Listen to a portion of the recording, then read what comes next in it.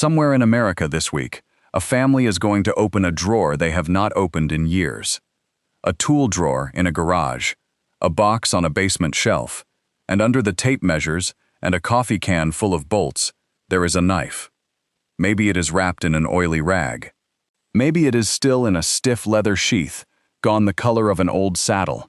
Maybe there is masking tape on the handle, with 3 initials in pencil.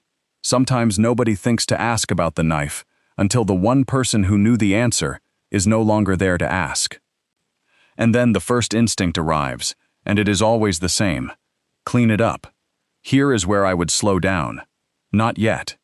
Because that knife carries 2 kinds of information.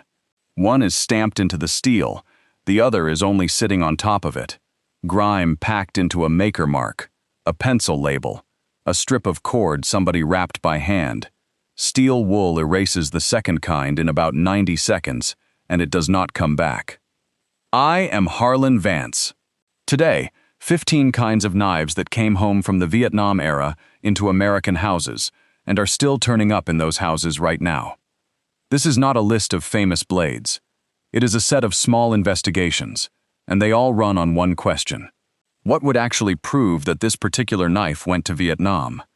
Because a knife can be a Vietnam-era knife without ever having gone near Vietnam. A knife made in 1968 is evidence that a knife was made in 1968. Nothing more. And across 50 years of retelling, families fold those 2 ideas into one sentence, without meaning to say a single false thing. So the method we are building tonight is 3 moves. Date the knife, date the man, then find out whether the 2 stories actually overlap. Most families make the first move, skip the second, and assume the third. Start with the knives that look easy to identify, because appearance is where most of the mistakes get made. One of the plainest and most widely encountered issue patterns of the era is not a bowie and not a dagger. It is a stainless pocket knife with no handle scales at all. Bare metal, 4 blades, spear point, can opener, screwdriver, punch. Collectors call it the demo knife. The specification number was MIL-K 818. And here is why I would walk past a big blade to look at one of these. The year of manufacture is stamped on the tang of the main blade. Not a code, not a dot. The year itself, readable with a thumbnail and good light. Ask why a man kept that knife for 50 years when he kept nothing else. Probably because it did the small work. Rations. Screws, wire, the one actually in his hand every day. But what does that stamp actually prove? It proves when the knife was made. That is the whole of it. Because this pattern was issued, and also sold commercially, and also sold through the exchange system. An issue pattern with a wartime year on it is not evidence that anybody issued it to your father. Second one. You will recognize this silhouette instantly. Stacked leather washer grip, a short saw along the spine, a blunt hexagonal nut of a pommel, the pilot survival knife. The first blades ran 6 inches, then the complaints came in, and they were not about combat. A 6-inch knife, strapped to a man wedged into an ejection seat, jabs him in the ribs and the thigh, so it came down to 5 inches. Now, the forensic gift. In late 1966, a change order moved the marking off the blade and onto the pommel, and added the month and year of manufacture. So on a later example, you are holding a maker, a month and a year, stamped into the butt of the knife. This is the part I would photograph before I touched anything. And a caution, because this one gets reasoned badly. If the whetstone is gone from the sheath pocket, that does not mean the knife was carried hard in combat. It means the kit changed somewhere across 50-odd years. It does not tell you when, or where, or by whose hand. A stone goes missing in a garage as easily as in a jungle. So how far can that pommel marking take us? It gives us a month. It does not give us a man. Third, the fighting utility pattern. Leather washer handle, flat pommel, that clipped point. Every family in America calls this one a kabar. And that is a brand name that swallowed a whole category. It became a generic word for the shape. So when somebody tells me, "This is Grandpa's kabar," I turn it over and read the guard. because the actual maker might be Camillus, or Utica, or Canetta. And remember, this pattern is 20 years older than Vietnam. A worn one may already have been somebody else's history before he saw it. And now, something to carry into every knife in this program. People will tell you the sheath dates the knife. Be careful. A sheath can help date the combination, once you have reason to believe the two belong together. But knives and sheaths get separated, swapped and rematched across half a century. Matching age is not proof of original pairing. So does any of that put this knife in Vietnam? Not yet. Now a line that changes everything. A great many knives that came home were never issued to anybody. Men bought them. And a purchase tells you something an issue never can. An issue tells you what the system had. A purchase tells you what the man chose. 1964. A folding lockback, brass frame, wood inlays, built to put a sheath knife blade into a pocket knife package. The Buck Folding Hunter, Model 110. Now, I am not going to make you memorize 6 generations of Buck Tang stamps on camera. That is exactly what the free worksheet under this video is for. Every stamp variation, every date range, every serial table for all 15 of these knives, on paper you can set down next to the knife. What I will give you here is the one clue worth checking tonight. Dots beside the model number on the Tang. Those belong to a later production period, several years after the stamping style you would expect on an early one. And here is where I want to be more careful than most programs are. A later stamp may rule the knife out for a 1968 tour. It does not automatically rule it out of the war. Some men were in country very late. Some served 2 tours, years apart. So date the knife, then date the man. If those windows do not touch, you have learned something real. If they do touch, you have proved nothing yet, but you may keep going. One more thing here, because this is where a lot of videos get lazy. You will hear it stated flatly that every exchange in Vietnam sold these. Veteran recollections disagree with each other. Some men remember them everywhere. Others remember an exchange that stocked almost no knives, and a folding hunter that had to be mailed from home. Both men are telling the truth. Vietnam was not one exchange, one unit, or one experience, and anybody who flattens it into one is selling you tidiness instead of history. Which brings me to the knife I think gets misread most often. Fixed blade, clip point, black handle. The Buck 119. A hunting knife, sold to deer hunters in Pennsylvania and Michigan and Texas, and carried in Vietnam. Buck has published the account of Pat McHugh, a Vietnam veteran, and the 119 he lost and was later reunited with. Sit with what that means about the man. Your grandfather may not have wanted a combat knife at all. He may have wanted the knife he already understood, the shape hanging in the mudroom, the one he had used on a deer. American hunting life, into a war, and back out into a tool drawer. Fourth in this group, and it is a trap. The Gerber Company also sold commercial and exchange knives in those years, finished as Parkerized and polished commandos. Military looking, not military issued. A knife can look like it came out of a supply crate and have come out of a display case. Identify the exact model before you attach a story to it, because the moment a family says the words his issued Gerber, that phrasing gets carved into the next 50 years. And a big one, a heavy Bowie, brass guard, made in Boulder, Colorado, by Western, the W49. The identification clue here is lovely, because the marking moved. On earlier knives it sits on the blade. On later production, it migrates onto the top of the crossguard, and Boulder eventually drops off the stamp altogether. So a guard-marked example is already telling you something about period. Auction records do document engraved presentation examples from that era, including one inscribed to a colonel from a warfare school. So the question is not what was this blade for? Everybody assumes they know. The useful question is narrower. Did he buy it before he shipped out? Was it given to him, or did it reach this family long after the war? Now the expensive ones. And watch the pattern here, because it is the real argument of this program. The more famous the knife, the easier it is for a family story to go wrong. Fame supplies the story before the evidence does. Randall Made Knives, Orlando, Florida. The all-purpose fighting knife, the Model 1. Understand what kind of object this is. Nobody handed it to a man out of a supply cage. He wrote a letter.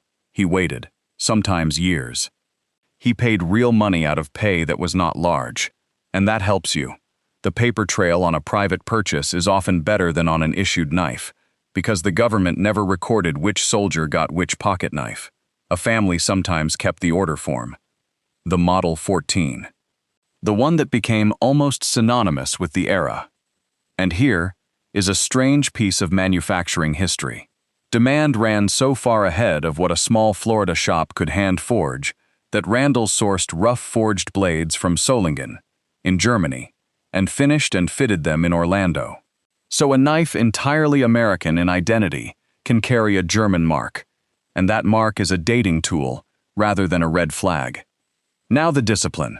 You will find it repeated online that roughly 8,000 of those Solingen-bladed knives were made, and that every last one went to Vietnam on a soldier's hip. I have found no documentation for the second half of that sentence, and I will not repeat it as fact. Correct model, correct window, correct sheath establishes a window, nothing more. The Model 18, hollow steel handle, saw back, survival kit inside the grip. It looks like a 1980s film poster. It is not. Randall shop history traces it to a letter that arrived in January of 1963 from an Army captain in a medical detachment in Vietnam, asking for a knife built for survival rather than fighting. And the identification detail is wonderfully humble. The earliest examples had no machined cap on that hollow handle. They had a rubber crutch tip, literally the tip off a walking crutch, pushed on to keep the contents dry. They tore, they fell off, and men replaced them. Now here is where I have to be careful. If your family's example has a mismatched, hand-knurled cap, or tape, or cord around the grip, that is interesting. It may be a period modification made when it mattered. It may also be something a nephew added in a garage in 1981. You cannot tell which by looking. So photograph it as you found it, and remove nothing. It becomes provenance only when something else ties that modification to the man. And that Randall waiting list produced something almost nobody covers. Because Randall could not keep up, other people filled the gap. A hollow handle survival knife was designed by Ken Warner and Pete Dickey, and Warner wrote about it himself in a book published in the mid-1970s. The first batch came from Hackman, in Finland, with a very thick stainless blade. A lighter version followed from Brazil, sold under the Garcia name, which gives families a clean, physical test. Measure the blade thickness at the guard. The Finnish knives run 1/4 of an inch. The Brazilian ones run 3/16. 2 knives, 2 periods, 1 silhouette. And a knife brought home from Vietnam did not have to be made in America at all. Which brings us to the myth I most want to break tonight. A slender, double-edged blade, the profile borrowed from a Roman short sword, a wasted handle with a rough finish. The Gerber Mark II, 1966. Serial numbers make dating this one almost easy. Numbering began in early 1967 and ran as a 6-digit sequence for well over a decade. The earliest blades were even stamped upside down relative to later ones. But here is what families do not expect. Gerber pursued military adoption. That effort did not make this the standard issue knife of the war. It became famous the other way, as a private purchase, bought out of a man's own pocket. That changes what your family can honestly claim. And there is a false positive here that catches people constantly. In 1986, the company produced a 20th anniversary run, faithful-looking reproductions, with etched anniversary lettering and serial numbers beginning with letters. So if your blade carries crisp etching celebrating 2 decades, you are holding a knife made 20 years after the fact. A real Gerber, not a war knife. Next. Rock maple handle, stained tan brown, held on by 3-poured lead rivets. Simple, almost crude, entirely serious. An Ek. Families see that name and think World War II, because that is where the reputation was made, in Hamden, Connecticut. But production moved to Miami, Florida, in 1949, and knives from there are marked Miami. So the marking tells you which war you are looking at. Hamden points one way, Miami points to Korea and Vietnam. A family can be off by a whole generation because somebody read the name and stopped reading. And here is the detail I find genuinely moving. Ek sold directly to servicemen, serial numbered the knives, and kept the original owner's name on record because he guaranteed each knife for that man's lifetime. So a serial number on an Ek is not only a date clue. It is a number that once sat beside a man's name in a ledger. And now the Holy Grail, which is also the single biggest trap in American knife collecting. During the war, there was a joint special operations organization working under a deliberately dull cover name. Military Assistance Command Vietnam, Studies and Observations Group. Those teams crossed borders where capture was a genuine expectation. A distinctive knife was developed for them, credited to a supply officer at the Counterinsurgency Support Office, and made under contract in Japan. Now hold on to this. Because the missions were deniable, the original knives were deliberately sterile. No logo, no brand name, nothing on the steel that could tell an interrogator where the man in front of him came from. And because the work was spread across several Japanese shops, fit, finish, guards, even the color of the bluing varied. So here is the reversal. The company most people associate with that name today was founded in 1986 in California, specifically to produce tribute reproductions of that knife, which means a crisp, modern logo is not evidence you have a treasure. It is fairly strong evidence you have a knife made decades after the war. The prettier the branding, the later the knife. And do not authenticate this one from an internet photograph. This is where a specialist earns their fee. Which brings me to the last knife, and the point where the steel stops talking altogether. Some knives that came home were made in Vietnam by Vietnamese hands for American servicemen. Specialist edged weapons literature documents a village craftsman named Nguyen Don, working near Ninh Hoa, not far from Nha Trang. His blades were forged from vehicle leaf springs. His guards were cast from brass melted out of shell casings. His handles were water buffalo horn. The same account notes his knives sold with a sheath for about $3. Think about the material chain in that object. A truck spring, a shell casing, and a water buffalo turned into a knife by a man working with almost nothing and carried home in a duffel bag to Ohio. And ask why a soldier spent his own money on that when he could have bought an American brand, possibly because he met the man who made it. But that knife has no logo, no date stamp, no government number, no catalog page anywhere on earth that it matches, which means every technique I have given you tonight fails completely, and this is where family evidence takes over. The photograph of your grandfather with it on his belt. The letter where he mentions buying it. The village he named. Sometimes, the knife with the least information stamped into the steel demands the most information preserved by the family, and if nobody writes it down, it becomes an anonymous old knife inside one generation. So, the test. 5 levels, and you can start it tonight. Level 1. Identify the object before you touch it with a cloth. Both sides of the blade. Maker mark. Tang, pommel, guard. Sheath, front and back. Then write down where you found it and what it was stored beside. Level 2. Establish the manufacturing window. Maker mark, date stamp, serial number. Then say the sentence that keeps everybody honest. Manufactured in 1968 is not the same as carried in Vietnam in 1968. Level 3. Now I stop looking at the blade and start looking at the man. Full name, branch, service dates, units, duty stations. Most families stop before this step because they assume the record's burned.